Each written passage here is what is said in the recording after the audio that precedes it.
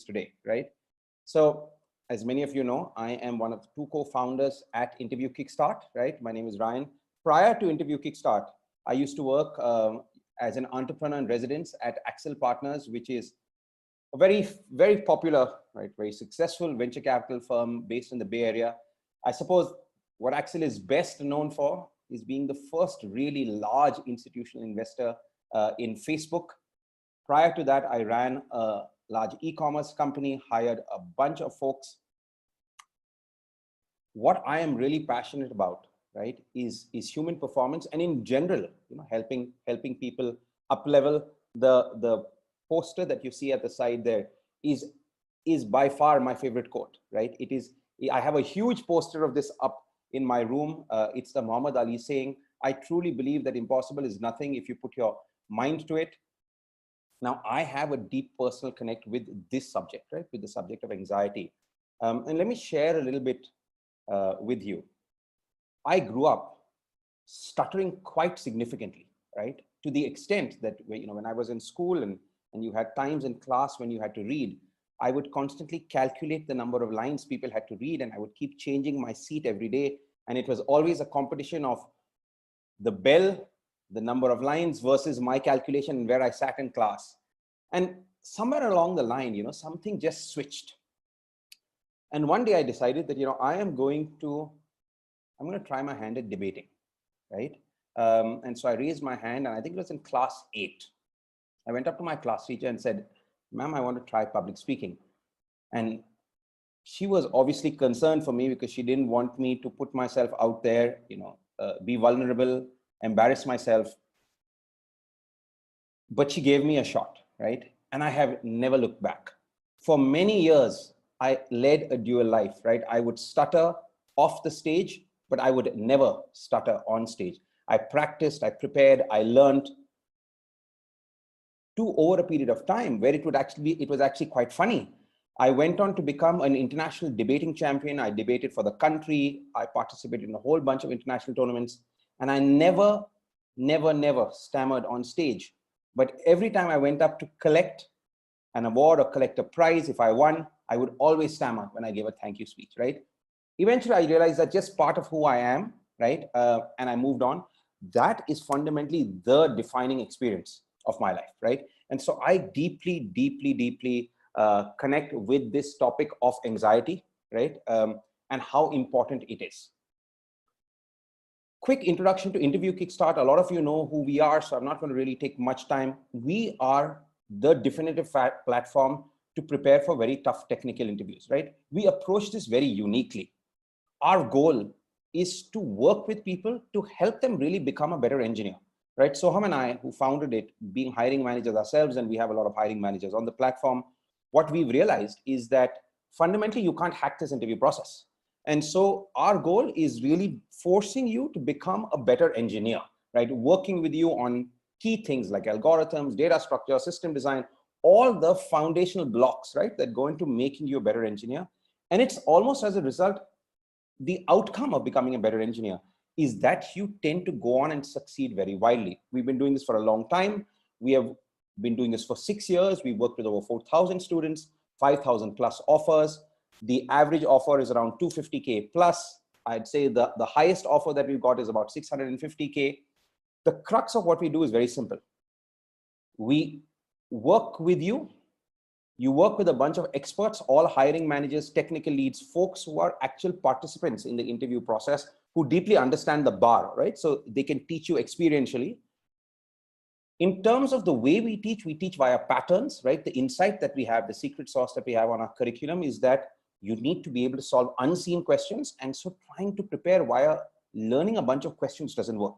You need to understand the key patterns that are tested, and you need to have a system, right? One of the common things that I tell people is that being a working engineer and trying to up level is almost like having 2 jobs, right?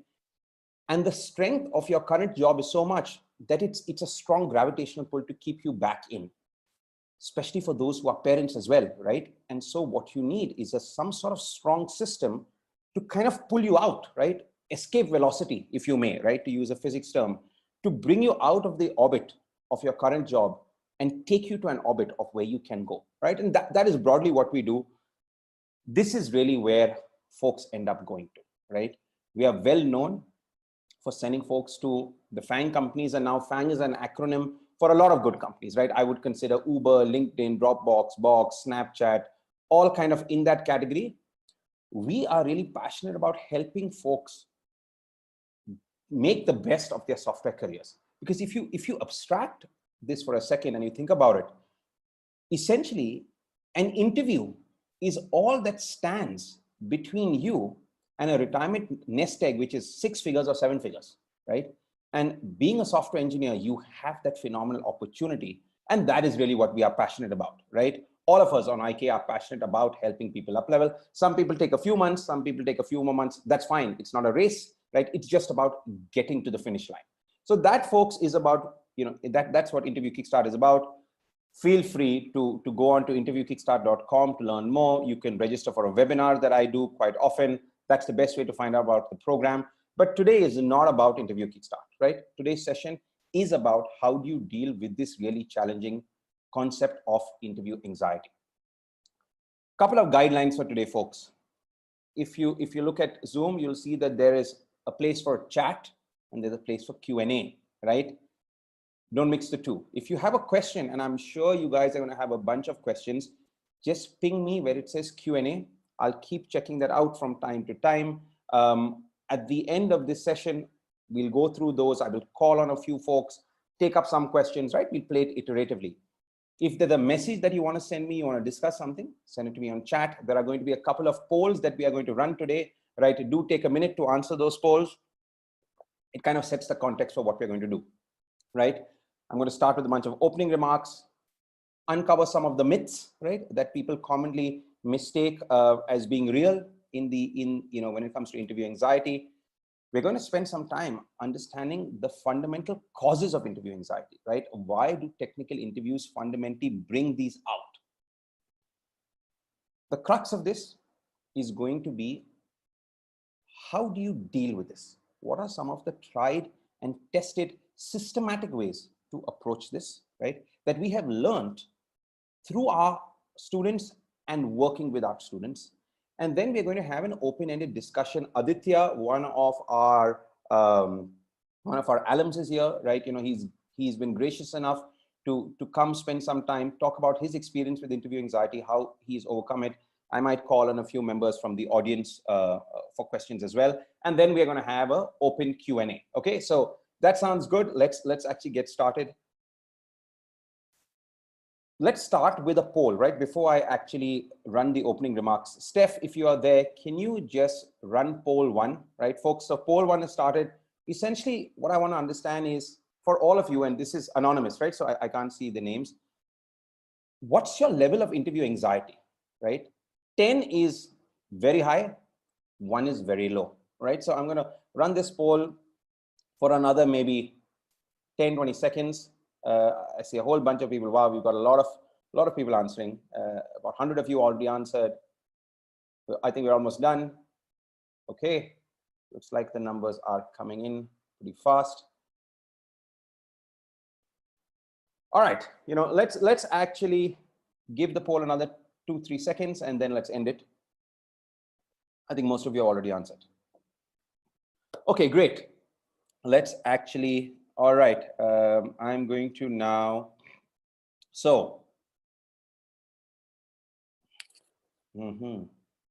okay, so very high, right? Above 6, right? I'm going to just share the results. Above 6, we have, well, what is this? 60, 65, 67, 67, 72. 10% are at 10.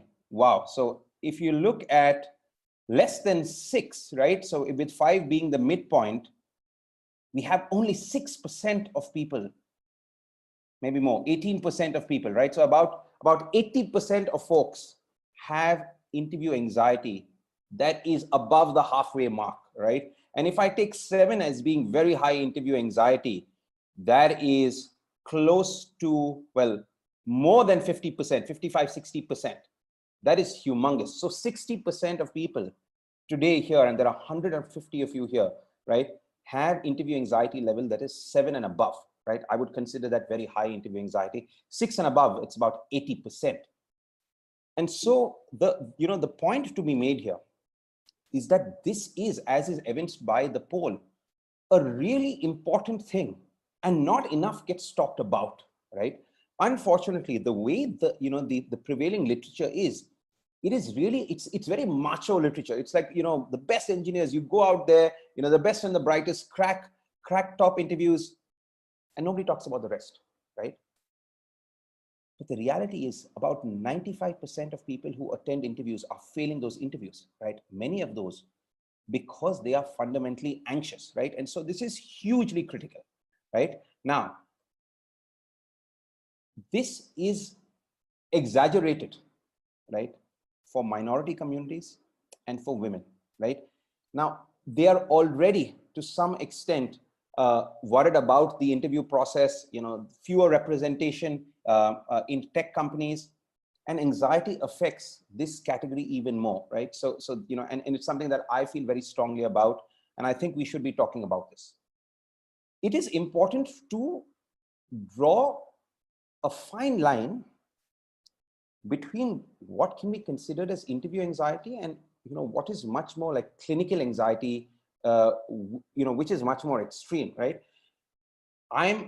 I'm not a licensed therapist, right? I'm here because I believe that people who have interview anxiety can fundamentally work to overcome it, right? And so I'm going to really draw the line and talk about folks who don't have clinical anxiety, but have anxiety, maybe performance anxiety to some extent, but fundamentally, right, anxiety in an interview context, okay? So that's really the guidelines for how we get started. Now, there are a number of myths, right? Many things out there that people believe that are far from true, okay? I'm going to address the top 5 because I want all of you to know that these are just myths, right? The reality is very different. Few people have it, right? Because nobody talks about them. Everybody believes that, this is something that only I have, maybe a couple of others. I'm not openly talking about it. It's not seen as a safe thing to talk about. The reality, as we saw on today's session, is now there might be a self-selection bias here, but even then, 80% of people above a 7, right? The reality is anxiety is a spectrum, right? Everybody is somewhere on that spectrum. And the reality is anxiety is actually good for you, right? It's your fight or flight mechanism that is coming to play, right? And if you can channel that anxiety, it is something that makes sure that you are fundamentally alert. Now, scientifically, what happens in this context is if you can manage your anxiety and keep it at a right level, your dopamine starts kicking in, right? Dopamine is what gets, it's what keeps you very alert, right? It's what happens when you have the flight response, right? Now, if you have controlled flight response and you are able to control your levels of dopamine, you effectively can bring your A game to an interview, right? So first myth is to just accept that, hey, this is something that many people have. If I have it, it's completely okay. Everybody's on a spectrum. We saw that spectrum, right? On a scale of 1 to 10. The second is that, this kind of attitude or belief that, if I have it, I really can't overcome it. The truth is, why, if the first thing to keep in mind is that you don't need to overcome it. That's the wrong word, right?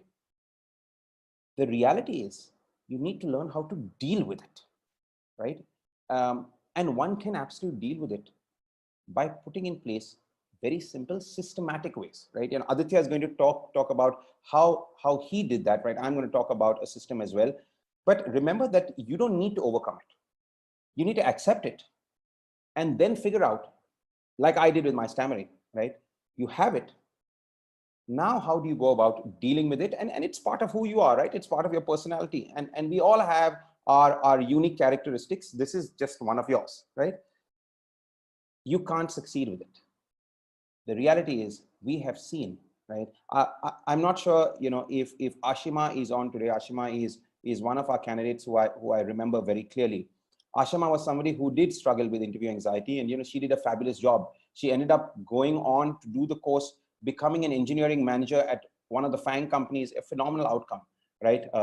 Ali is one of our students as well, very recent. Ali struggled with interview anxiety in general. And, he was very open about it, right? And while he was doing the program, he kept focusing on this.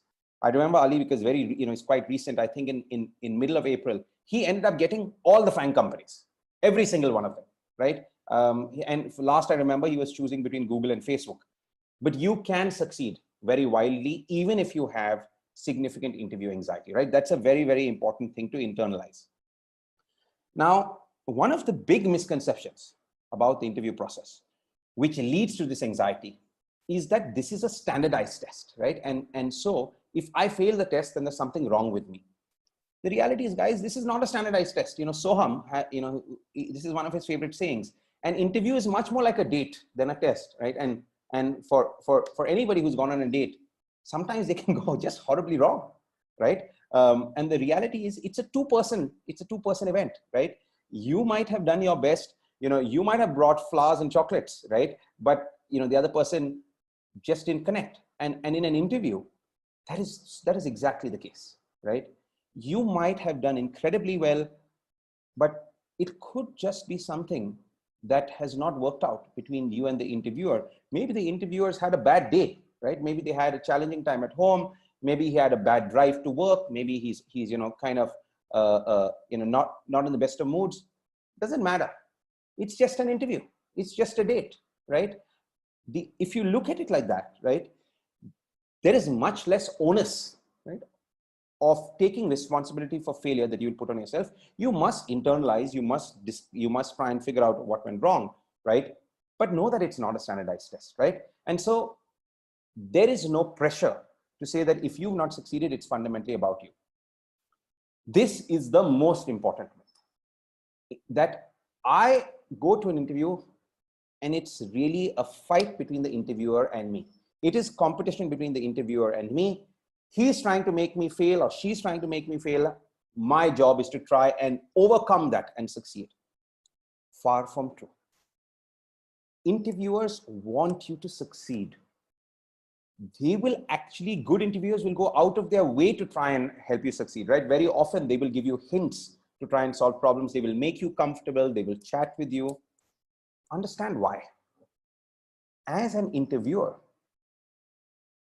when a company takes me out of my day job and puts me in an interview context, they have taken away valuable engineering time, right? At a top company, good folks are paid upwards of 300K, right? You think about how much that is worth per hour, right? And in an interview, the guy has to prepare before, he spends time with you, she spends time with you, then she writes notes. Oftentimes, in companies like an Amazon, there is a discussion, they will discuss it with a bar raiser. There is a lot of time that every interviewer spends in an interview with you. And if you abstract this and you look at a company level, companies are spending, millions and millions of dollars in the interviewing process and putting their best engineers there, right? Because that's how they want to get good folks come into the company. And so really an interview is that you and the interviewer are on the same side of the table, right? And if you internalize that, right, you can work with the interviewer in an interview, and it can be much more discussion versus a competition, right? So these folks, when you think about the fact that interview anxiety is a spectrum, everybody's on it. There are systems that you can put in place to overcome it. People deal with it. There is no need to overcome it. You have a system, you find a system that works so you can have wild success. This is a date, right? It's a discussion. You and the interviewer are aligned. If you go in with that mindset, right, you will realize that this is not as extreme as one would think it would be. Now, what causes interview anxiety, right? What I've noticed when I've talked to folks is that most people who suffer from some form of interview anxiety, especially the more extreme forms, right, tend to, if they're self-aware, they tend to have some sort of anxiety in life in general, right? And that's fine. It's a personality trait. It's not a big deal, right? The reality is there are a bunch of elements, traits, right, characteristics of a technical interview process that highlight this. And knowing what these are and being aware that these do cause some more anxiety is a very powerful tool in your favor, because then you can understand, right, and give yourself a break to know why you are feeling a little bit more anxious. Okay, let's dig deep and try and understand what those causes are. But before I actually jump into the causes and talk about them, I'm going to run my second poll. Steph, can you run the second poll? The second poll, guys, is just, what do you think causes you interview anxiety, right? We've already started the poll. So if you guys can just take maybe the next 10, 20 seconds and just ping me answers. Okay, yeah, good.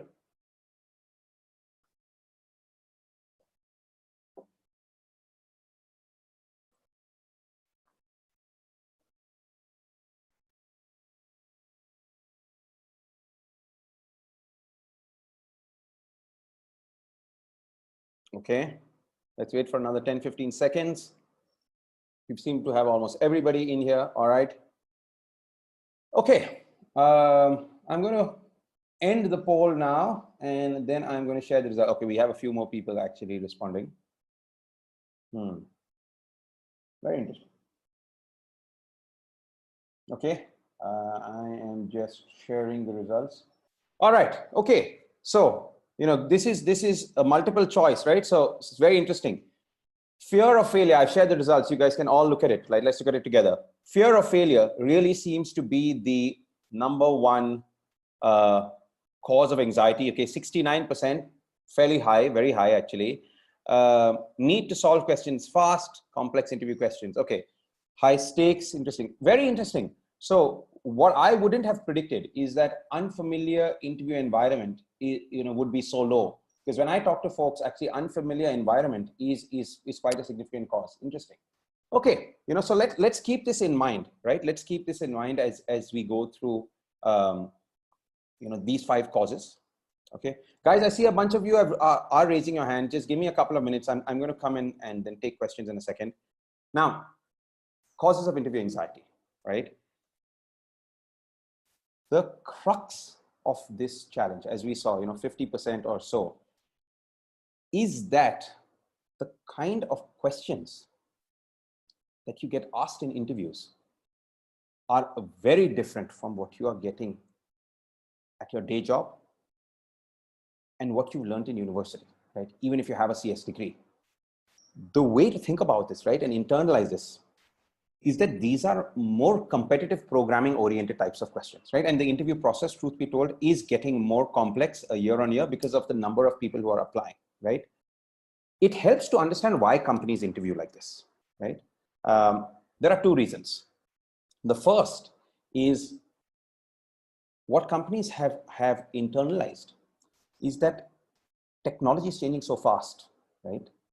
That to have a good engineer, what they really need to look for is somebody who has very core engineering skills, right?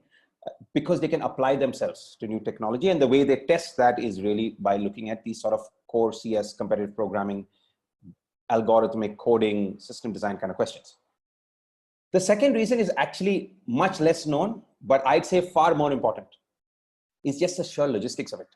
Companies like Google are interviewing like 5,000 people a week. Now it's very difficult to match people from the same domain, right? If you're interviewing so many folks. And so one of the ground level realities is that you do need to match engineers from different domains in the same interview. And so, if you think about it, what would be common between, let's say, somebody who has a backend background and somebody who has an AI or an ML background, right? Now, AI, ML are job roles that are increasing very significantly. Data engineering, data science. How do you match those folks? You do it by having common ground, right? And common ground is essentially problem-solving kind of questions, right? But that is a big cause of anxiety because these are questions that you've not done before, and one does require to prepare, right? So I'd say that's one of the key causes, right? Here it was about 50, 52%. Need for speed. Now, if that was not challenging enough, the expectation is that you will solve 2 questions in 40 minutes, right? A tough question in 30 minutes, easier question in 10 minutes, kind of warm up. And so the combination of having to solve challenging questions in a short time is, can be a little unnerving if you haven't practiced. High stakes for sure. The reality is when you are doing this, you are fundamentally trying to up level, right? Fear of failure, right? That was the biggest one today. That is because most people, right? It's a combination of high stakes and fear of failure is the same thing, right? It's very difficult putting yourself out there, right? It is very difficult putting yourself out there, being judged, and you come back and you think, hey, why did I fail? Right? Was I not good enough? Right? And these are questions that everybody asks. The surprising thing that came about today was that the artificial construct of an interview didn't really rank high, but I would actually submit that the artificial nature of a technical interview is what exponentially multiplies all the other causes. Because if you think about it, right, an interview is very, very different from what you do on your regular day job.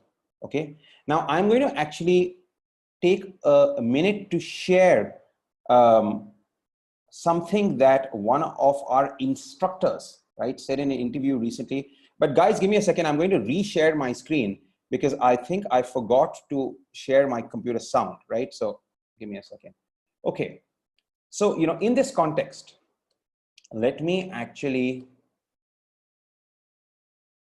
share this video, and then I'm going to take some of the questions. I think few people have their hands up, right? So just turn up your volume. Give this a second, right? So this is Yanni, right? Yanni used to lead a team that built a whole bunch of ML components at Siri, right? Very, very smart guy, exceptionally good about thinking about a tech career. Yanni has since moved from Apple and he is now at Google, right? So, I just want to play this for a few seconds and hear what Yanni says. And it's important to understand why this makes people anxious. Okay, so hold on a second. Helping people prepare, you're because so much of an interview is not a daily task. In your day-to-day, you speak with your coworkers, you have multiple chances to interact with them, they know you, you have an opportunity to go back and say, oh, I think I misspoke in the previous meeting, oh, I thought about it more and this is the right way to approach it. In the interview, you don't know these people, they don't know you, they don't have all the context about you. And you get this one opportunity in this day, or these 5 individual opportunities during the day, to really promote yourself and to show them what you can really do. And it's a very unnatural environment. You just don't do this every day. So one of the key things that IK does. So that was Yanni, folks, right? And the point I want to make is when you internalize that this is a very unnatural environment and that it is going to enhance some of the other causes of interview anxiety, what I want you guys to all remember is that it is okay. It is okay. The environment is set up, right, in a manner that brings out some level of anxiety. And so if you find that your anxiety levels are going up a little bit before an interview, it is absolutely okay. This is why every single person has anxiety before they go in for an interview, right? Now, before I get to talking about how you can overcome them, right? I see there were a bunch of people who actually have asked questions and a bunch of people have raised their hand, right? So I'm going to take one question and then maybe I'll take a couple of people who've raised their hands and, and take their questions. So Fatma says, there's a question that I'm reading, right? Says, hey, Ryan, thank you so much for the session. It's very helpful. I was wondering if you can share your thoughts on how to deal with fatigue, right? And keep motivational up while preparing for a FAANG interview. Fatma, I am going to answer this question, but I'm going to answer it in my next slide, right? Because it's, I'll take the question there. There are a couple of techniques that you can use. So bear with me for a second. There are a bunch of people who've raised their hands. So I'm going to just try and see who has raised their hands.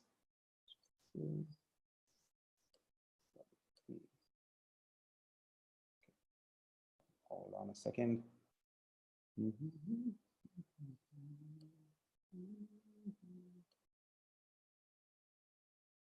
Okay. For some reason, I'm not able to actually see who's raised their hands. So guys, if somebody is raising your hand, can you raise your hand again, if you don't mind? So I can just, for some reason, I'm not able to see who has actually raised their hand. Okay, you know what? Maybe we'll continue and I'll come back to taking questions. Okay.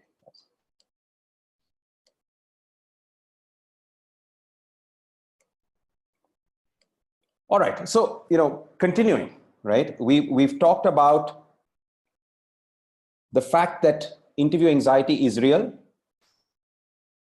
Accept it. There are a bunch of reasons that cause it. Now, how do you deal with it, right? So, I've created this acronym, right? Which is you fundamentally just code, okay? Now, what does code mean? First is, let's go back to what we are talking about, right? That the interview is actually a discussion, right? It's a date, right? It's not a one-way street. The first thing to internalize, guys, is that you can control the interview, right? And you must seek to control the interview. You can practice how you can control the interview, right? There are some very specific techniques that you can use. Let's talk about a few. One of the things that we tell people as part of our behavioral side of the process is that actually, when you get anxious, what happens is your blood is pumping, your heart rate is pumping, you start breathing very fast, right? Slowing down your breathing is actually a very good way to get yourself much more calm. There are a whole bunch of mindfulness, breathing techniques that you can use, and they really help you get centered, right? Centering is important. But a couple of things that you can do in an interview. When you start an interview, right, feel free to ask for time, right? So if somebody says, for example, they ask you a question, tell them, give me a couple of minutes, right? I want to just make sure that I've internalized the question. I want to paraphrase the question back to you to make sure that we are both on the same page, right? It's okay to ask an interviewer for time. You say, give me a minute. I want to collect my thoughts. I want to think about it.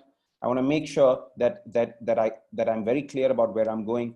Give me some time, right? Now, what happens in an interview is that life is moving at warp speed, right? So you think you're taking a lot of time, actually you're not, right? You can even ask the interviewer saying, hey, I just want to check that I'm heading in the right direction, right? And if not, the interviewer will give you a hint. So one of the things that good interviewers do is they kind of lead the interview, right? By asking questions like this, by taking time, by slowing down. When you practice interviewing, and we'll talk about how you practice interviewing in a second, feel free to practice taking control, right? And it's as easy as just asking for some time. So first and foremost, try and control that interview. Second, the heart of dealing with interview anxiety, guys, is that you must over prepare. Not just prepare, you must over prepare, because the thing is, you can't be at extremes in an interview process. This is certainly not a process that people can wing, right? You can't just show up in an interview and hope to wing it, because an interview has a bunch of folks that you'll be meeting, very, very highly qualified folks. And an interview is very asymmetric, right? The interviewer needs to know only one question. You need to know a whole bunch of curriculum because you don't know what's coming your way. Now, while you can't wing it and be on the extreme of being underprepared, it doesn't help to go and try and do every single question out there, right? There are about 15 to 16,000 types of interview questions that one can get asked. And so it's a fool's errand to try and do everything. So what do I mean by over prepare, right? What I mean is get comfortable with all the various common topics, right? Arrays, strings, recursion, dynamic programming, concurrency, there are standard list of topics that you must prepare for, right? At IK, we ourselves have evolved over a period of time, right? One of the things we've started doing now is we've started realizing that a better way of teaching is to actually teach patterns versus questions, right? Because once you internalize patterns versus questions, you realize that if you know some of the inherent patterns of topics, you can solve many different types of questions, right? Now, so when I say over prepare, what I mean is understand what are the topics being asked, understand what are the patterns in those topics, and then actually practice, get really good at them, spend a couple of hours every day. It doesn't matter whether you take a couple of months, whether you take 6 months, whether you take 8 months, or whether you take 2 months. Preparing is at the heart of overcoming this, right? There are some very simple things that you can do as well. When a recruiter reaches out to you, right? Ask the recruiter, what am I going to be asked? What is my interview process going to look like, right? Am I going to have a lot of problem-solving oriented questions? Is this going to be much more about domain interviewing? Even when you have a phone screen, right? Feel free to reach out to the interviewer and say, hey, ma'am, what is this phone screen going to be about, right? So you're mentally prepared, right? Second thing, don't jump into an interview, right? Remember that you should over-prepare. So if somebody's, very often people are excited when a Google recruiter or a Facebook recruiter or an Amazon interviewer reaches out to them. Hold your horses, right? You tell an interviewer that, ma'am, I'm super excited about the opportunity to interview at a Google or a Facebook or company X, but I do want to prepare, right? Give me some time. Let me know what are the things, what's my interview going to be like? Typically, who's going to be interviewing me, right? What's the nature of this role? Thank you so much for all that information. Do you have any information that I can use to prepare effectively? Most companies have some sort of interview prep that they send out. And then tell them that, I want to take a few months and I'm going to reach out to you when I'm absolutely ready. Don't be afraid. Even in times like this, right? Where everything is awry, what we are seeing is that tech companies are doing incredibly well, right? Facebook has recently announced that they're going to hire 10,000 or so folks. Most top companies are hiring, apart from, let's say, the companies that are in the entertainment, travel, tourism space in tech, the others are booming. Tech has actually come out of the pandemic even better. You look at their stock prices, right? You look at the difference, the arbitrage between the NASDAQ and the Dow Jones or the S&P, right? It's for the first time that the NASDAQ is so much higher, right? And that is because it's powered by tech stocks. Even the S&P has been pulled up really by the FAANG sets of companies. So the reality is that these companies are hiring and they're not going to stop hiring, right? Because if they have to grow, they have to hire. And so give yourself enough space to prepare. The good thing today versus, let's say, 6 years ago when we started is that now there are established pathways. There are very structured pathways that can take you step by step to up level very significantly. Interview Kickstart is only one, right? We are kind of at the extreme because we are about live classes, we are about working with hiring managers, we are about learning with patterns, creating a system, but there are lighter weight ways as well, right? And it really depends on what kind of person you are, what works. Do you want to have a forcing function, right? That's kind of the way we work. Do you want to be very flexible, right? So there are a whole bunch of ways. There are a bunch of free resources as well, right? Now, 6 years ago, this wasn't the case at all.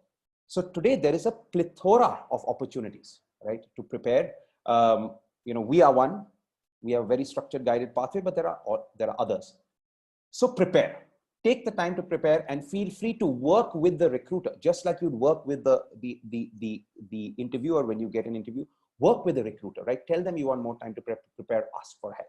That's the O. The D is crucial. Many people think they need to practice.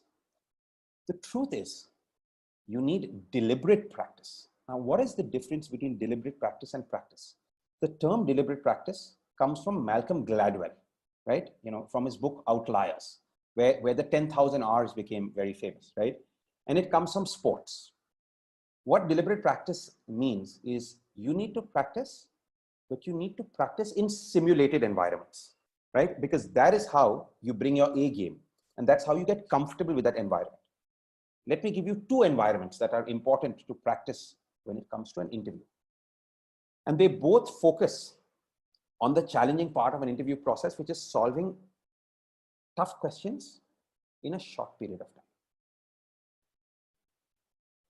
The first is when you are practicing on an IDE or some sort of coding platform, right?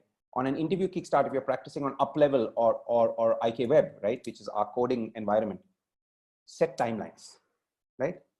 Now, this is a continuum. So when you start practicing, don't worry about the time. When you start your interview prep, you're in the beginning, don't have this construct that, you know what, I need to do this in 30 minutes. That's not good. When you start, you'll take a couple of hours. Sometimes you won't be able to solve a question, right? After 2 hours of solving a question, actually step away, right? The mind works in two ways, focused and unfocused, right? And when you move away from a problem, it's called dispersed thinking, right? That is why we have some brilliant ideas in the shower, or we have brilliant ideas while washing the dishes, right? Because it is processing at the back of your mind. It's why you have great ideas when you sleep, right? Walk away from a problem, come back, right? So step one, phase one of preparing, when you're trying to understand the basics, is not to worry about time, right? 2 hours, multiple days, going back and forth, taking help, seeking, looking at answers, it's all fine. As you start going down the process, you then start introducing time, right? And to begin with, set up longer time, right? Set up 1.5 hour time frames, right? To solve questions. If you are unable to, walk away, come back and try and solve the same question in 1.5 hours, right? Or maybe start with 2 hours, then go to 1.5, then go to 1, then go to half an hour, right? Build it up over time. Don't start with the expectation that I will solve a question in 30 minutes and then get dejected. No, nobody solves questions in half an hour to start. That is really the end outcome. That's the finish line, right? The starting is when you have your training wheels on, right? And training wheels are when you don't have time. But get to a point over time where as you get closer and closer to interviews, that you want to set yourself these sort of time boundaries.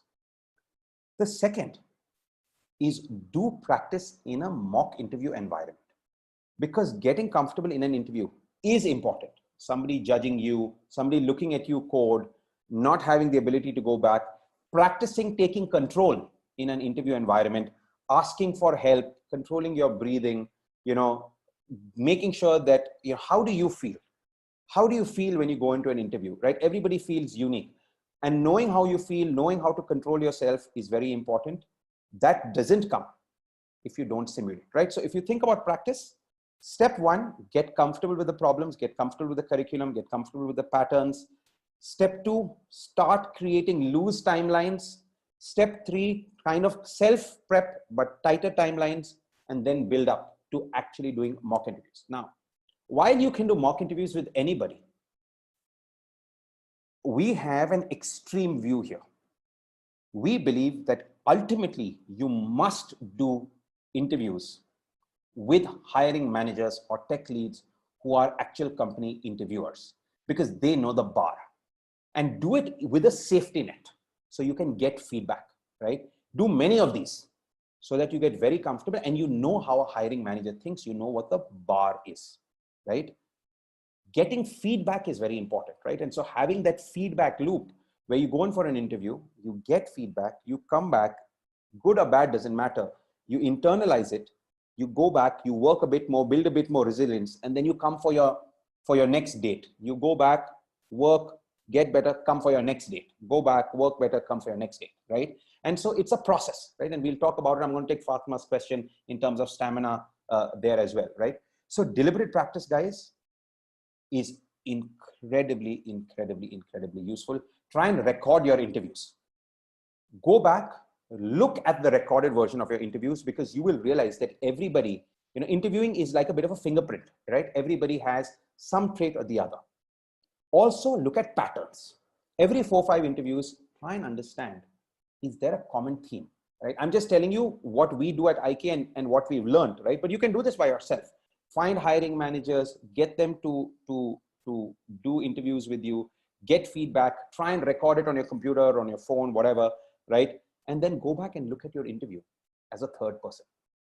Identify the anti-patterns. Usually, succeeding at interviews is less about finding tremendous ways to succeed It's more about eliminating failure points, right? It's more about eliminating the 1 or 2 anti-patterns.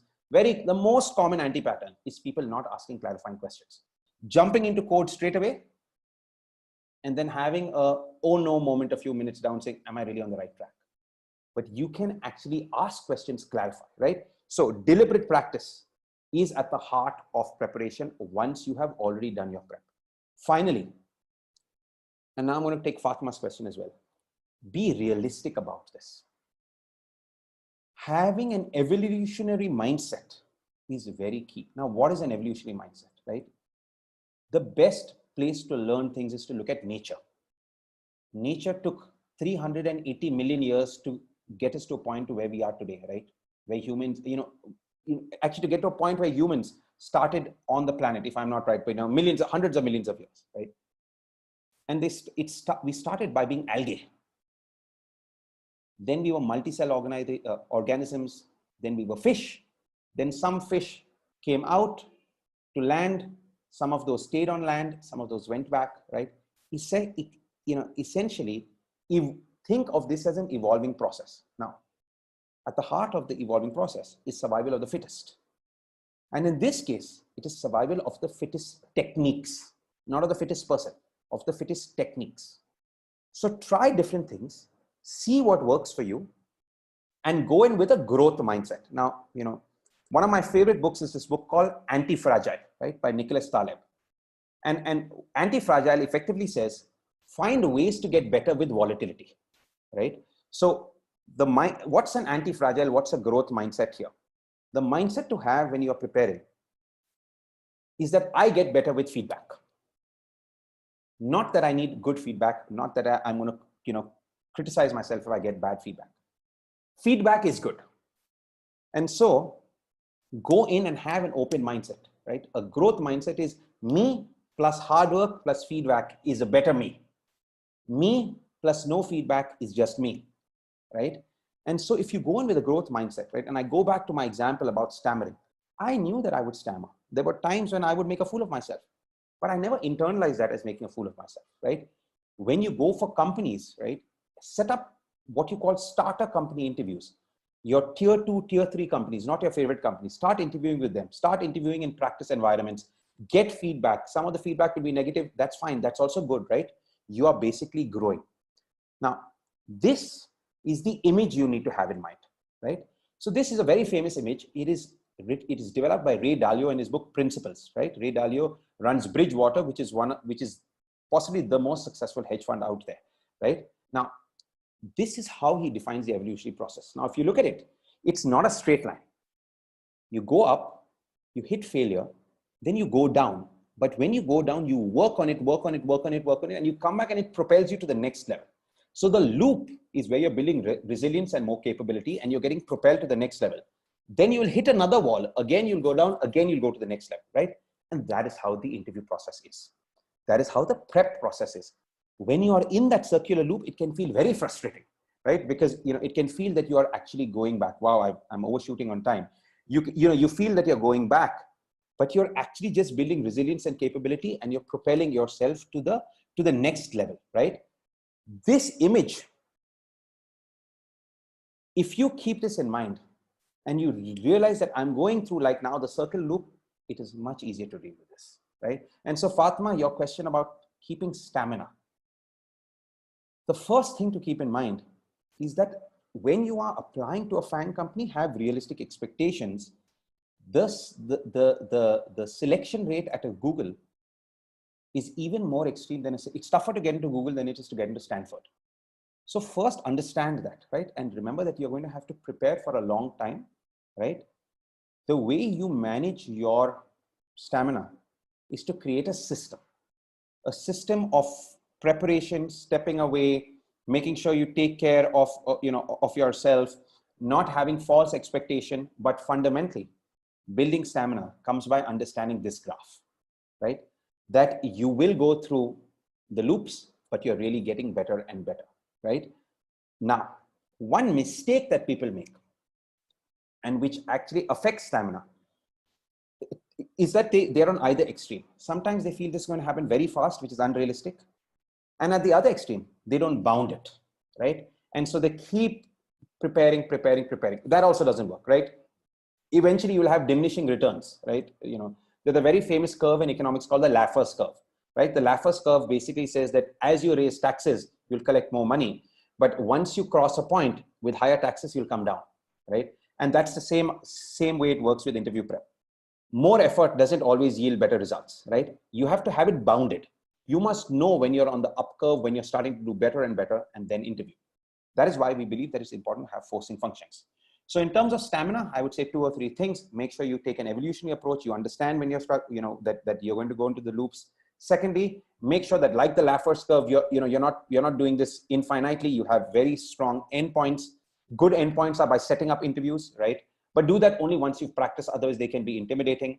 And the third thing is set up a system, right? A system of discipline, a forcing function that forces you to prepare every week. Momentum in an interview prep construct is your friend, right?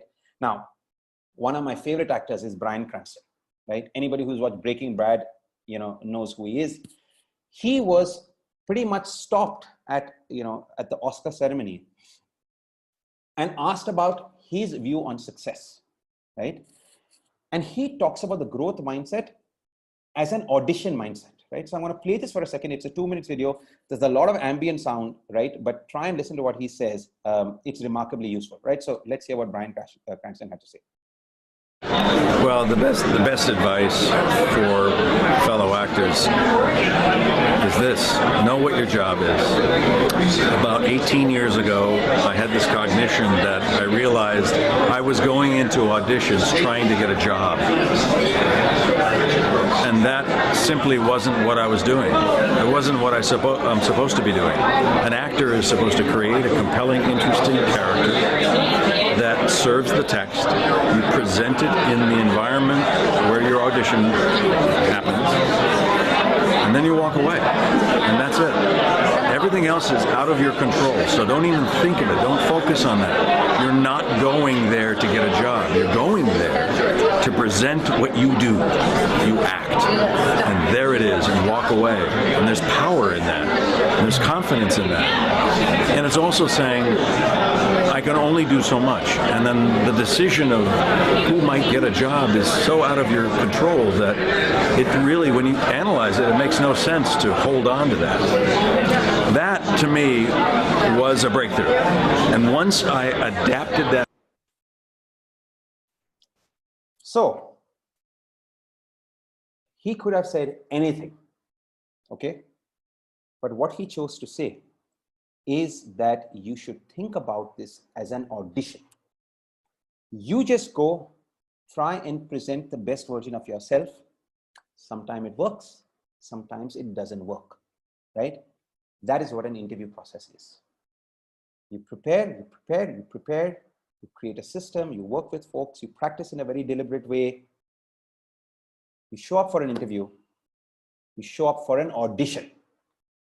Sometimes the audition works out, and sometimes the audition doesn't work out. That, folks, is the best way to sum up what we've been talking about till now. Now, I am going to actually ask Aditya to join me. Aditya, are you there? Aditya, can you hear us? I can hear you guys. Can you hear me? See me? I can. Awesome. Yeah.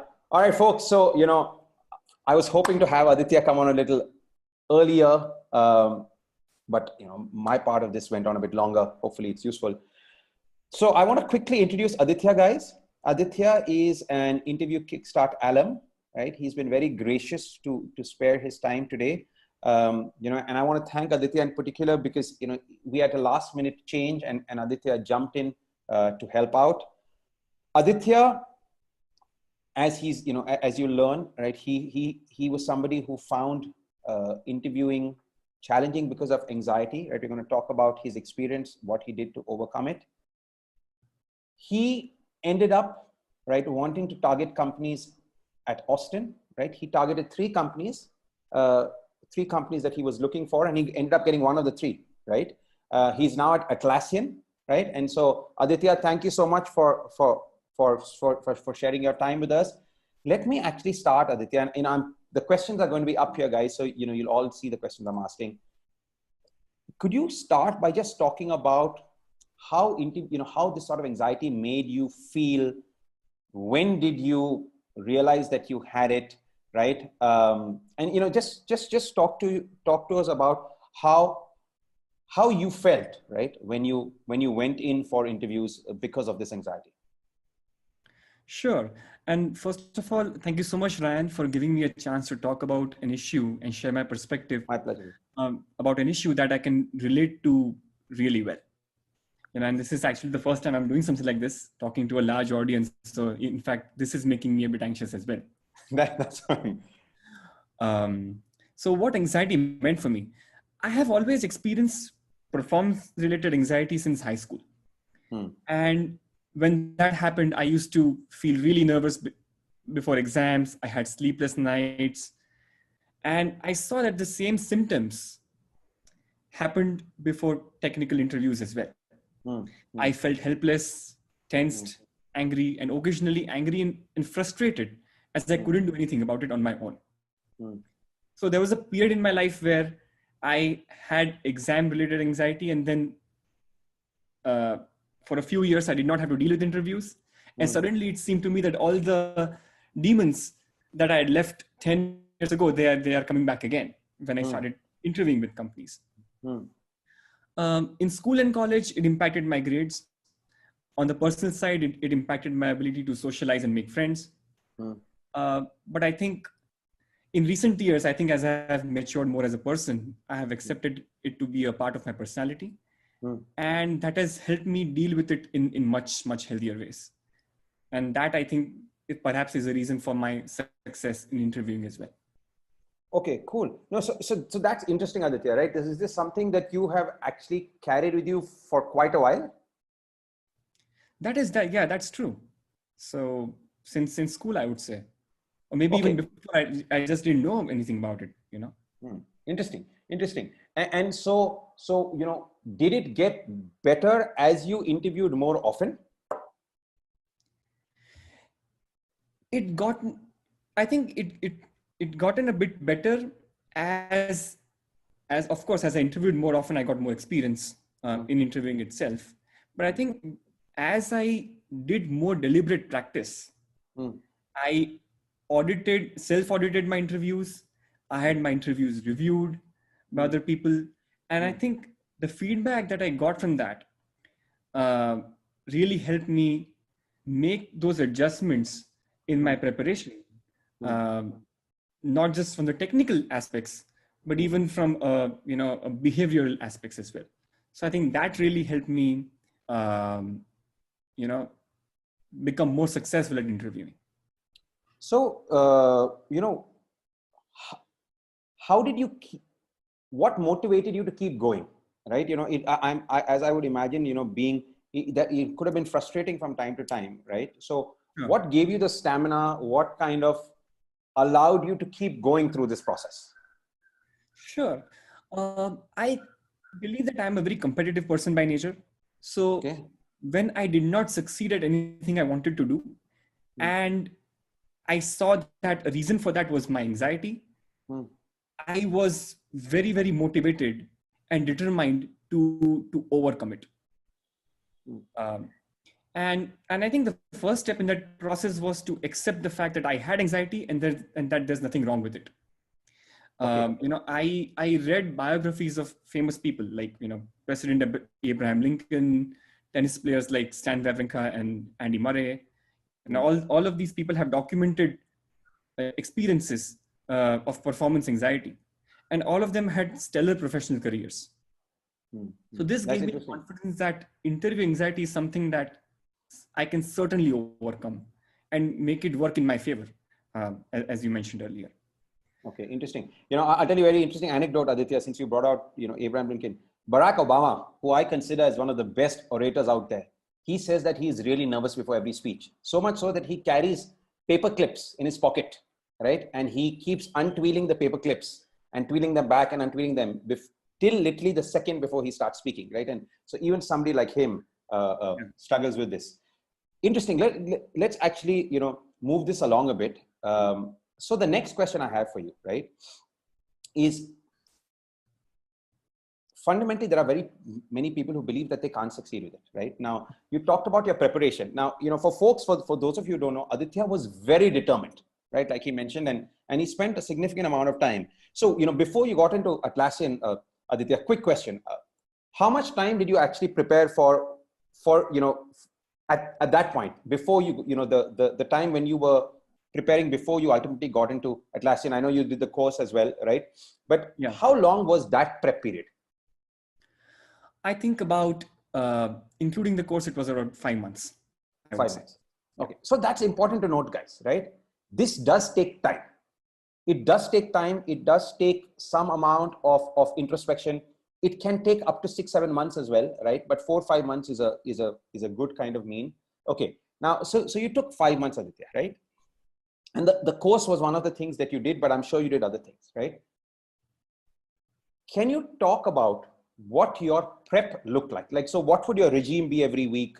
In those months, how did it progress? Maybe just give us a quick outline of how this worked for you. Sure. I think preparation wise, I used to have a time bound period where I used to practice problems related to problems of a particular kind, basically. And not really get stuck with, even if I felt uncomfortable, or even if I felt that my preparation was not up to the mark on a certain topic, I would still leave it at wherever it was and focus on the remaining topics that I wanted to do. So that gave me the confidence that I can solve a breadth of problems. Okay. So that is from a preparation, like choosing topics perspective. But what really helped me is the mock interviews that IK provides. Because that gave me the opportunity to do deliberate practice. And like, I used to treat a mock interview like a real interview. I used to, go through my breathing exercises that I learned from IK. I can talk a bit more about it as we go further in the discussion. I did my breathing exercises. I would adjust my sleep cycle to get a good night's sleep before my mock interview. I would dress up for the mock interview as if it was a real interview, and basically simulate that environment as if it was something real. Now, after the interview was over, I would audit my interviews. I think provided me a really, really robust methodology of auditing my interviews. And from that, I could figure out what are the things I'm lacking very objectively. And when that happens, it automatically reduces your anxiety because you know what problem you need to deal with. I see. Interesting. So mock interviews and the entire preparation that led to it, the breathing exercises that I did, I think that was the game changer for me this time. Okay. So my next question was about mock interviews. I think you've already answered that. But when we were spending some time before this, you had some very interesting techniques around breathing exercises that you were saying, right? And you were talking about the sympathetic nervous system and stuff like that. Maybe can you talk for like a minute or so on just how you try to get control of yourself and how did you try and exercise control in an interview environment? Sure. So as you mentioned earlier in the presentation, if we can control our breathing, if we can calm ourselves down, that greatly reduces our anxiety. And I have experienced it firsthand, guys. It works. So coming to the vagus nerve and the parasympathetic nervous system that Ryan mentioned, the vagus nerve is a nerve in the human brain or in the human body. If a person is able to stimulate that nerve, that can really calm a person down.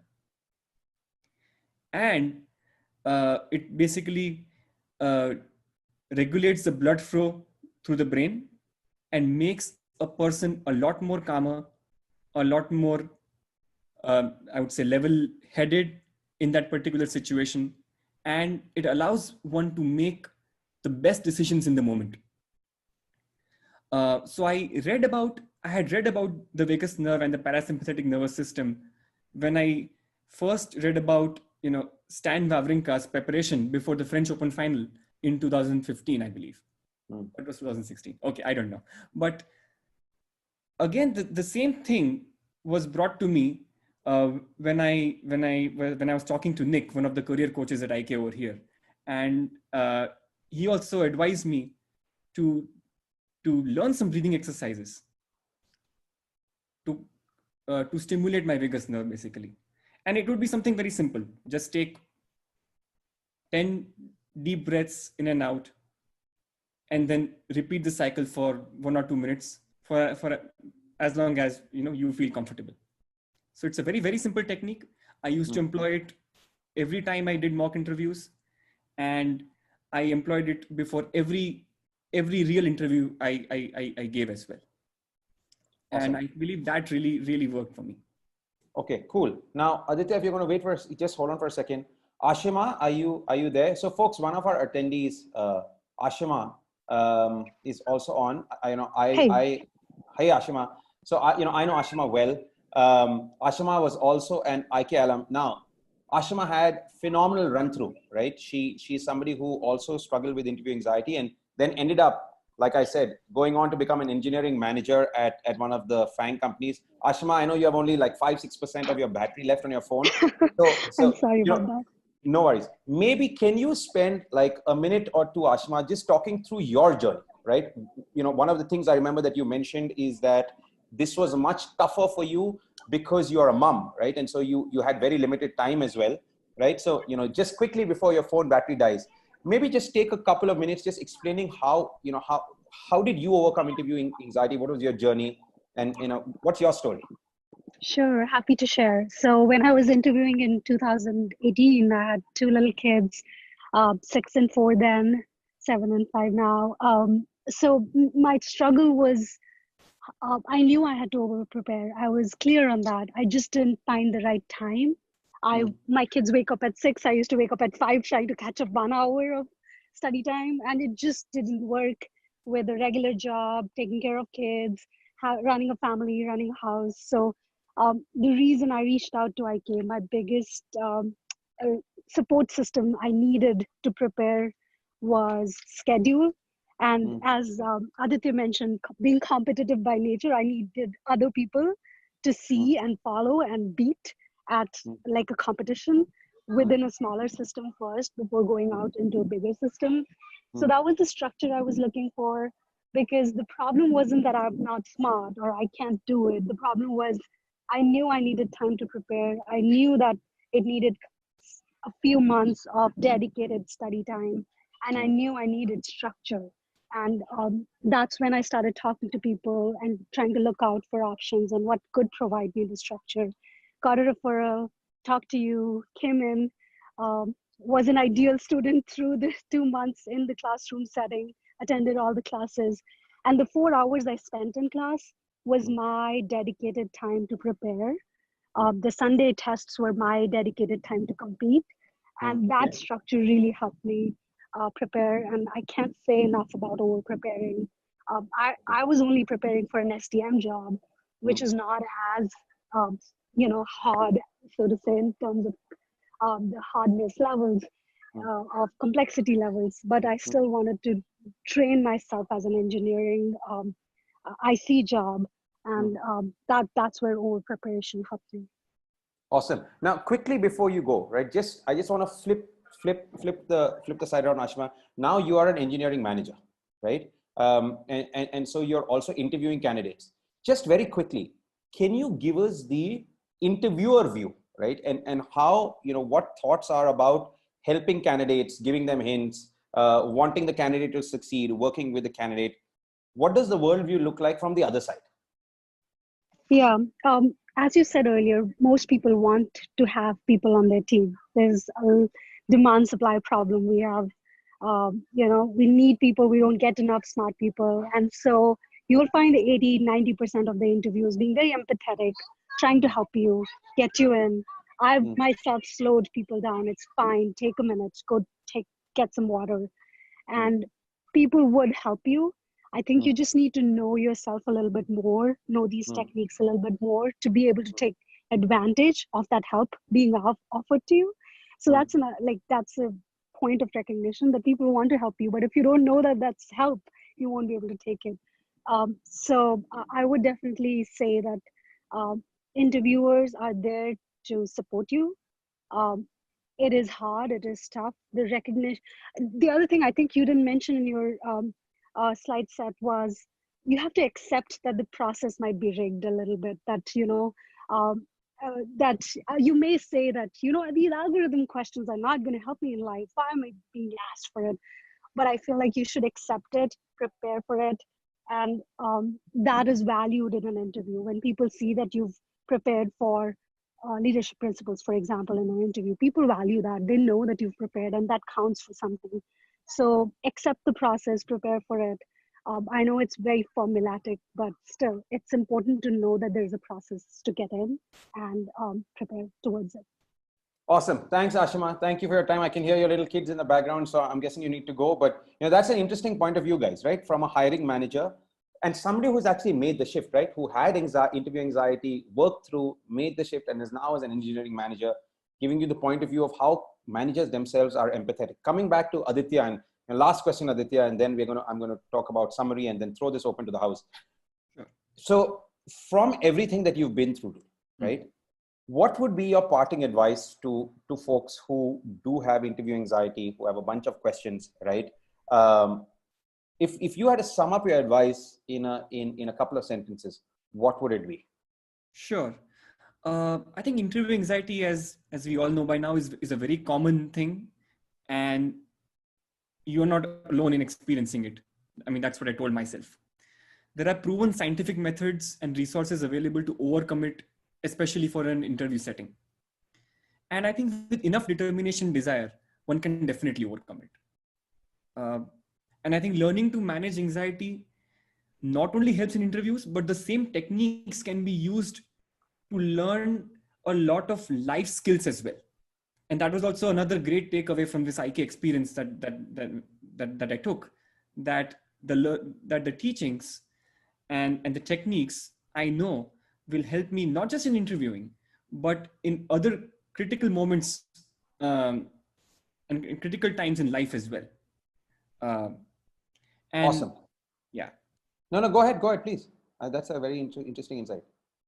Yeah. So yeah, I think the main thing is determination, the want to have something to want something so badly that you are ready to overcome any obstacles that come in your way. And I think once you have that mindset, once you have that growth mindset, and you do deliberate practice, then I think anyone can be successful with that.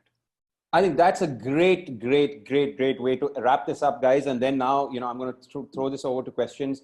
Anybody who is determined can fundamentally succeed. Here are the key takeaways from today, folks, right? And you have actually, we'll send out a recording of this, but the fundamental takeaways are this: the artificial nature of the interview process does create an environment for anxiety, right? It's natural, right? Everybody has it. It's a spectrum, right? So don't be hard on yourself. Accept that it's normal, right? And if you do that, and like Aditya said, if you're determined, and Aditya has shown it, Ashima has shown it, a bunch of other folks have shown it, you can do incredibly well, right? It doesn't have to hold you back. This is something Aditya mentioned to me earlier, right? When we were talking about this, preparing for this session, he said, hey, Ryan, you must surround yourself with really, experienced people, but a strong support system. And Ashima talked to that as well, right? Surround yourself, and there are multiple support systems, right? Even if it's your friends and family, support yourself with good sets of folks. Use the acronym code. Control the interview, over-prepare, prepare in a very deliberate way, and remember that this is an evolutionary approach. Don't expect to be great at day one, right? If you want to learn more from an IK perspective, just go to Interview Kickstart. I run webinars often. We talk about what we do on the program. And so now, guys, I'm going to throw this open to questions, right? In terms of next steps, here's one thing that I do want to leave you with. We are going to continue this discussion. Like, clearly there was not enough time. I've already overshot the time here. This is something that, we could go on forever. We're going to send out an email with a link to UpLevel, which is our discussion board. On there, when you sign on, right, you will actually see the previous session that we did as well, right, which Soham did, which is actually a technical session. It talks about the interviewing rubrics, fascinating session. You can watch that video. You can watch this video, right? when you click into this video, there is going to be a discussion board. So I will man that, right? You'll have to do it tomorrow because it'll take us, a few hours to upload the video. But if you have any questions that we're not able to get to, anything that you need, right? Feel free to follow up on that discussion board. We have another session coming up in another 2 weeks. It's a technical session, right? Feel free to register for that. Quickly, before I throw this open for questions, guys, now in terms of questions, please, there's the Q&A button on the platform, right? If you look at it, there's participants, there's Q&A. I have a bunch of questions. There are 11 questions here. I'm going to try and scan them all, right? Some I will answer, right? Some I might actually move out for later. But please feel free to send your questions, right? And I'm going to take them one by one. I'm going to ask Aditya to weigh in on some. If Ashima is still around, I might ask Ashima to weigh in on some as well. So please keep your questions coming, okay? Fatma's question was, hey Ryan, thank you for the session. We've already answered that in terms of stamina. Vikram says, Aditya, thanks for being here. Aditya, so I'm assuming this is a question for you. Aditya, thanks for being here. Given that our current workplace always keeps expecting more and more time of our day, can you please share how you manage to balance the expectation of the current workplace and spending time with interview preparation? So Aditya, how did you balance work with your interview prep? First of all, I think this is a great question. And it is honestly something that I was also in a dilemma about, how do you manage expectations at workplace compared to, and spend the rest of your day preparing for interviews. So, and I think the context for me might be different than a lot of other people. When I was preparing for interviews, I was single. So I didn't have any other responsibilities. So in that sense, I had a lot more time on my hands. But for other people, the scenario might be different. But as far as what I did, I think one needs to clearly prioritize what one's goals are, or immediate goals are in the next 6 months. If your goal is to get a suitable job in the next 6 months, switch jobs, then I think one should be prepared not to spend that extra time at work working for a promotion or a raise or something. That was a deliberate decision that I took for myself. I don't know how other people may deal with it, but I just didn't expect to be promoted or work towards that, because at every place when you try to get promoted, the team demands more from you, and that's a reality. And when you prioritize a new job search over your current job, it probably means that you still have to do your job. Of course, you have to contribute because you're being paid for it. But it probably also means that you may not get the time to work towards a promotion or towards a raise, and you need to be comfortable with that idea. I think that's a couple of great points, Aditya. Because just to add a couple of quick things, you should think of your job search as a job, okay? Rather than just as something you're doing in addition, right? Very often you must actually think of that as your main job, right? And like Aditya says, there are always, you'll always feel the need to do more at work.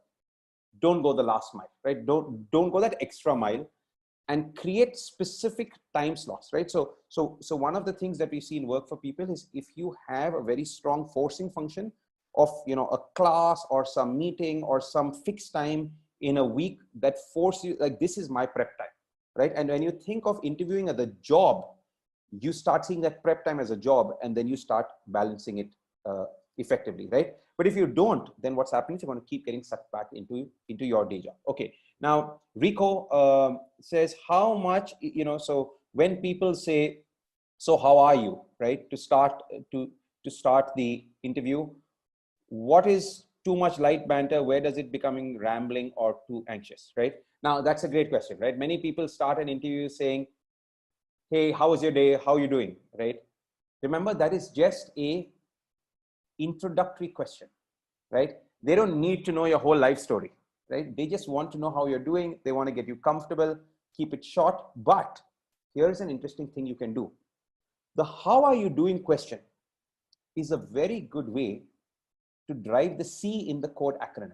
It is a really good way to set the context to control the interview, right?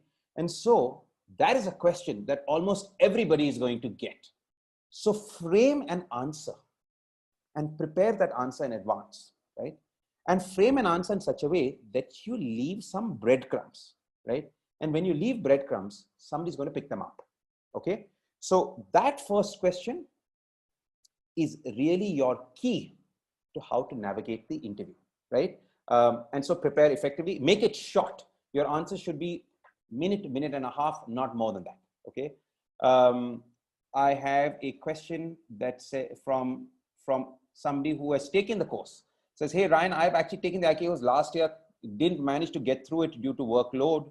I also find preparing for interviews very dry compared to solving problems at work, quite natural. How do you get past these blocks? It's kind of tiring to keep going at it.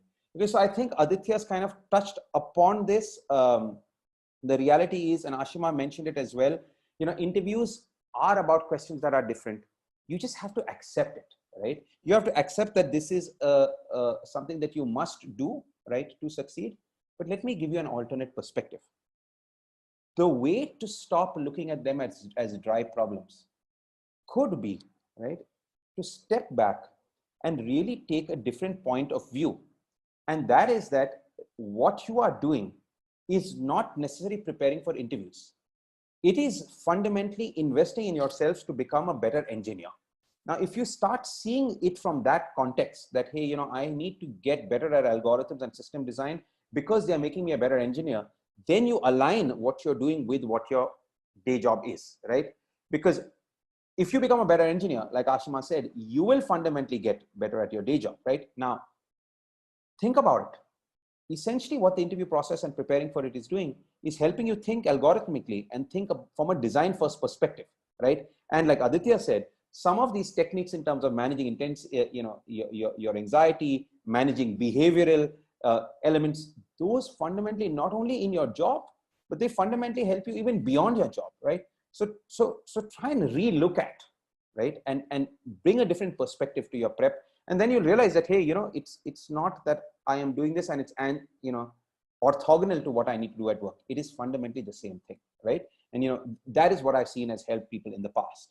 Okay, now, so that question's done.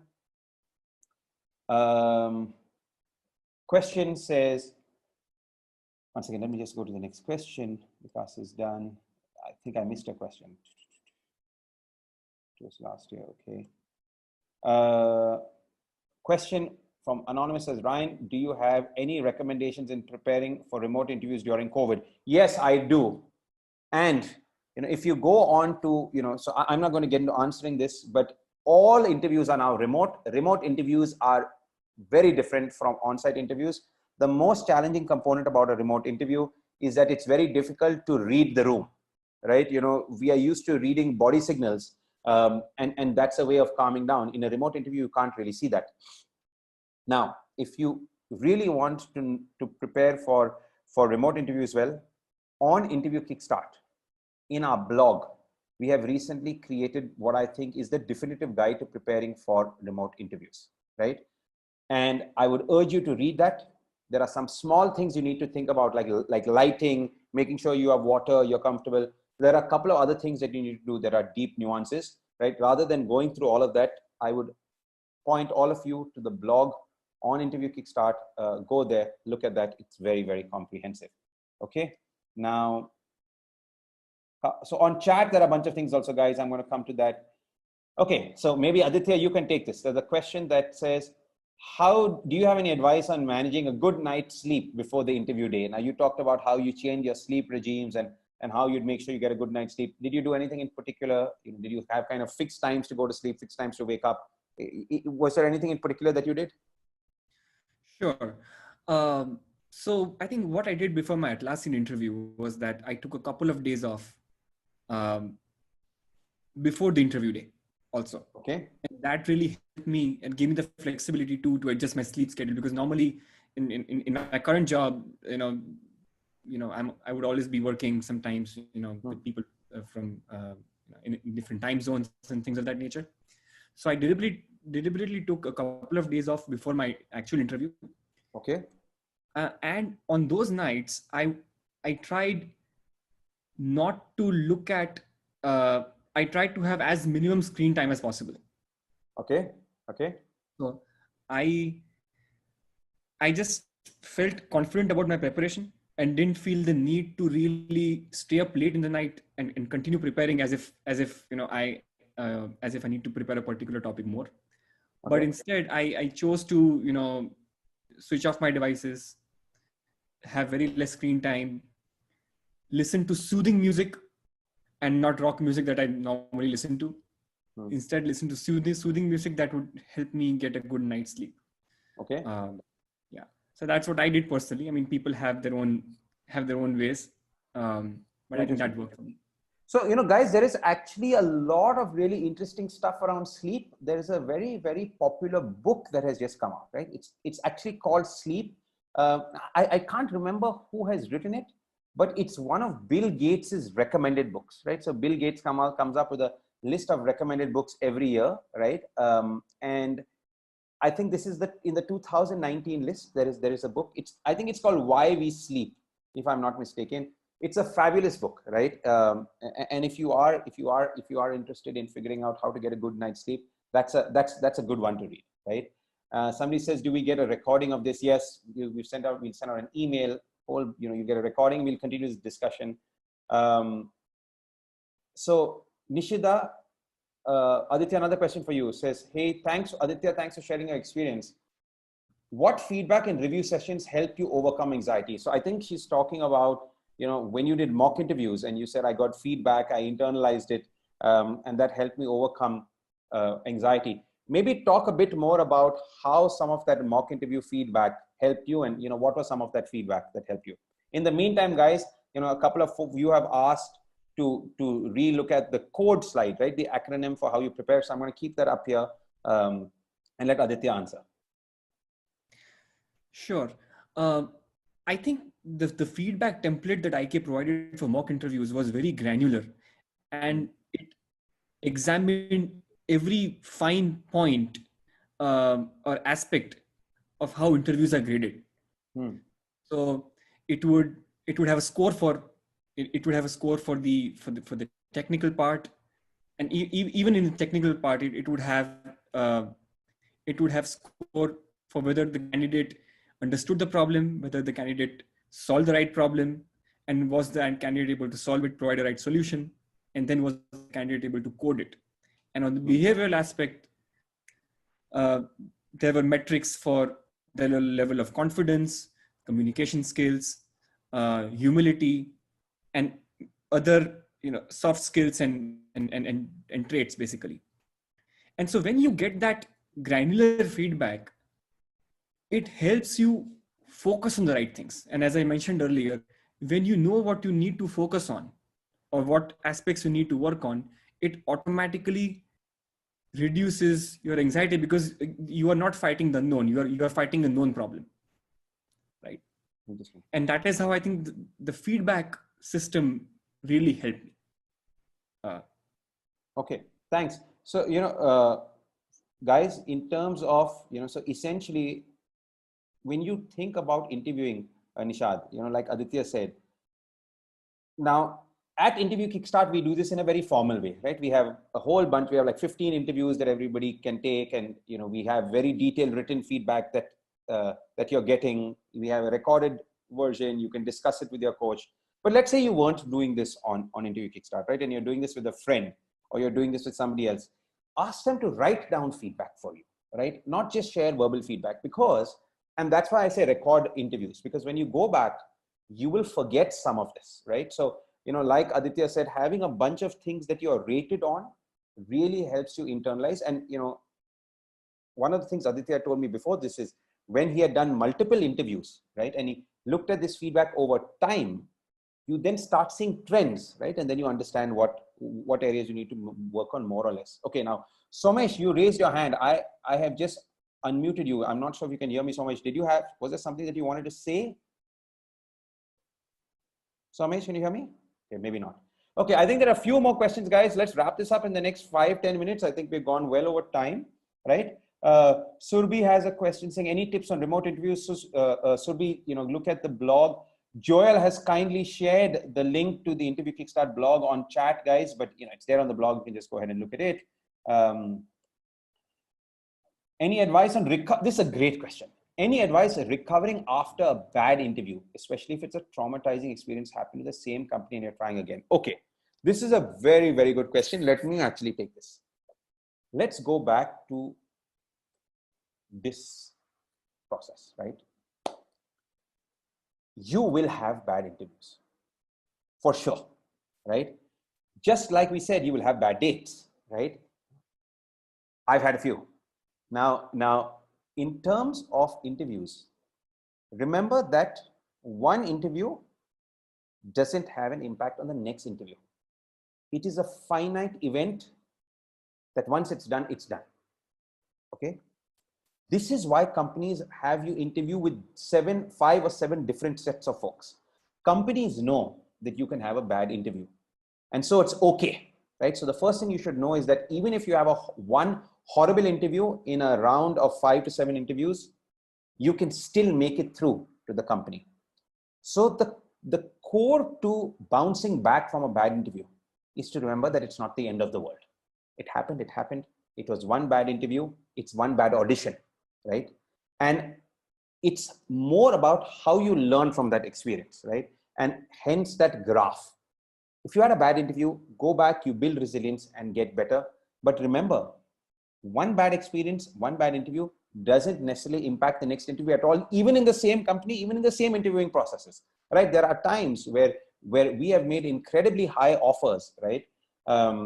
Where somebody's absolutely bombed one interview, right? And those offers can be 300K, 400K as well, because you know, as a hiring manager that, and a hiring committee member, as a hiring committee, that one bad interview is completely acceptable, right? So I just know that it is okay, and that it is unlikely that one bad interview is going to fundamentally affect your ability and a company's decision-making process while looking to hire you. Now, if you have 2 or 3 bad interviews, yes, it's unlikely that you're going to succeed, but a couple, one bad interview is completely okay. All right. I think, thanks so much, Ryan. Thanks so much, Ryan. Thanks so much. Great session. Thanks for your time to share experience. How preparations go, for example, I'm thinking 2 weeks per public. Okay. Okay, guys, there are a bunch of, I think, questions, broadly we've answered most. I'm just going through the chat. There are a bunch of other questions out there. Okay, I think we broadly covered everything, folks. I just want to, let you know that we will be continuing this discussion. And so some of these questions we will actually take on the up-level discussion board. You'll get access to that tomorrow. Just go there, put in your questions. I will answer them. Feel free to respond, to all of those questions, and we can keep the discussion going for a while. I want to take this opportunity to thank all of you. Thank you so much for spending time with us today. Remember that impossible is in fact nothing, right? People have bounced back from very, very challenging outcomes, very challenging setbacks, right? And have gone on to achieve phenomenal things. The interview process is challenging for sure. You don't have to worry about overcoming interview anxiety. You have to worry about just dealing with it. That's all you need to focus on. Thank you, Aditya. Ashima, thank you very much. Thank you, all of you, for being here. I hope this was useful, right? Please drop us a line, and if you guys want to, get in touch with any of us at Interview Kickstart, send an email to start@interviewkickstart.com. I'm at ryan@interviewkickstart.com. If you want to learn more about the program, sign up for a webinar. We'll talk a lot more about how the program works. Join the discussion forum, guys. And every 2 weeks, we are going to come up with a session. The next one is a deeply technical session. So we're going to have a mix of technical, non-technical. We're going to invite some really pedigreed folks from our instructor panel, as well as brilliant engineers in general, right? To talk about things like microservices, AI, ML, and we want to try and do this for the community over a period of time, right? Thank you all very much, folks. Have a superb evening. Appreciate you taking the time. Aditya, special thanks to you. Thank you very much for doing this. Thank you so much. Thanks, Aditya. Pleasure. Cheers, guys. Good night.